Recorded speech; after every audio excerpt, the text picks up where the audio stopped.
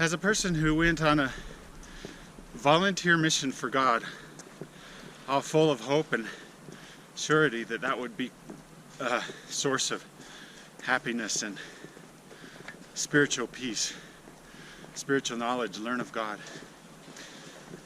When I was doing that, suffered manic psychosis, spent a month in a hospital, had a life following that of depression, anxiety, despite praying, despite reading scriptures.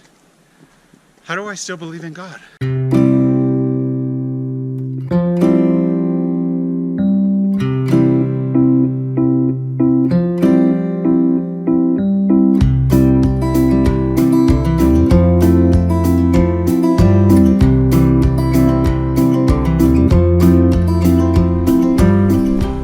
Hey everybody, welcome to Reach for Mental Health, another episode with therapist Andy Hogan. A lot of people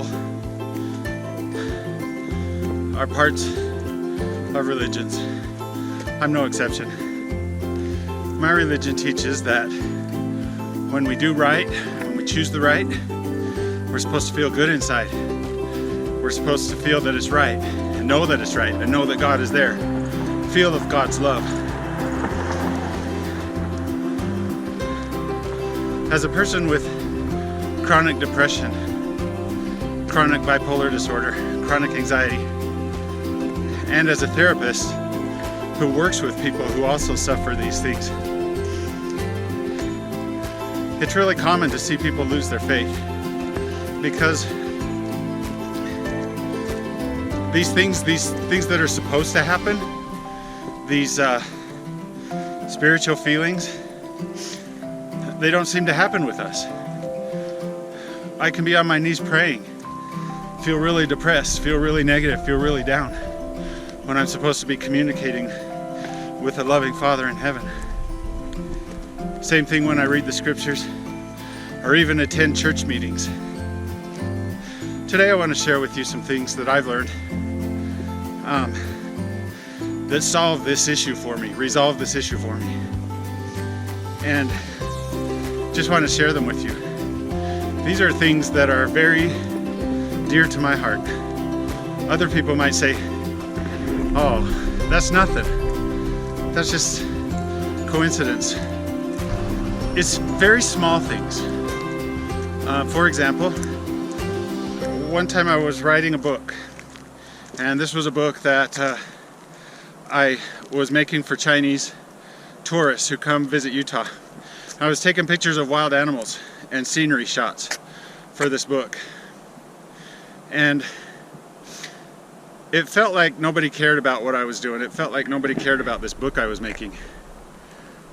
But I prayed for God to help me to see if He cared about this book. And one day I was down in Moab, taking pictures of Moab because that's where Arches National Park is. And I wanted a picture of the city Moab. So I went up to a place where you could overlook, there's a restaurant up on a cliff, and you could, from that spot, you could see all of Moab. And so I was taking some pictures.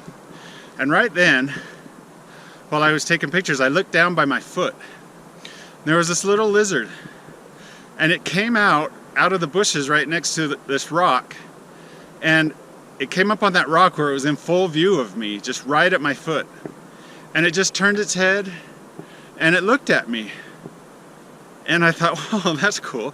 So I turned my camera expecting it to run away, and it didn't. So I turned my camera and I took pictures of this little lizard, and it just sat there looking at me like, here I am, take pictures of me. And I was able to use those pictures in my book. Same thing another time. I was in St. George doing pictures to talk about Zion National Park. And I was taking pictures of St. George up on a cliff that overlooks St. George. All of a sudden, two roadrunners just went running by. And so I thought, oh, cool, roadrunners. Don't see those very often. So I turned around, and they were running. So they were going from yard to yard, these people's houses, yard to yard. But when I turned around to take their pictures, they came up on the sidewalk and they just paused for a second right together, two of them. And I took their picture, and then they ran off, and I didn't see them after that. And I thought, whoa, that's cool. And then when I was editing, those pictures turned out to be perfect for what I wanted in my book. It was like Heavenly Father was saying, yeah, I care. Maybe these books aren't going to sell. They're not going to sell a ton. Maybe a lot of people won't care about these, but I care. That was the message that I got. Just very small things, small and subtle things, but I'm starting to pay attention to them. So those are the kinds of things that I'm starting to notice more and more. Even though there are times of depression when I'm doing spiritual things, and quite a bit actually. There's a lot of depression in my life and a lot of anxiety. But, and here's the message. God has shown me that He is there when I watch. When I watch for these simple little things. A bird in a tree. A beautiful sunset right when I'm talking. I was thinking it was going to be dark and gray when I came out, and now I just got up on top of this hill and look at that sunset. These are things that I notice, and these are things that say, yes, depression is part of your trial here on earth. This is what is refining you. This is what's making you a better person and preparing you for a huge reward in the next life because you overcame it. And that's how I believe in God. Yeah, I believe He's there. So that's my thought for today.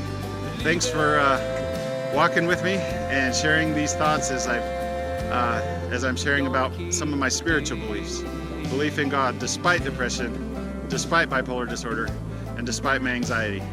Take care, and be watching for you. See you next time on Reach for Mental Health. I'm Therapist Andy Hogan. See ya. Look at that sunset. Well, I believe in magic, I believe in love, and I believe in angels sent from above. And I believe in family, and I believe in friends. I believe that miracles happen again. And I'm gonna keep believing, I'm gonna keep believing, I'm gonna keep believing,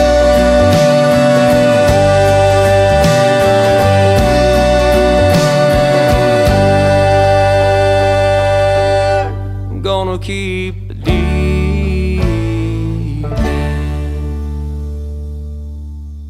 I just witnessed that gorgeous sunset. Man, Heavenly Father, He knows I'm doing this and He knows you're watching. Keep praying. Keep believing. He's there. I believe it. I just do.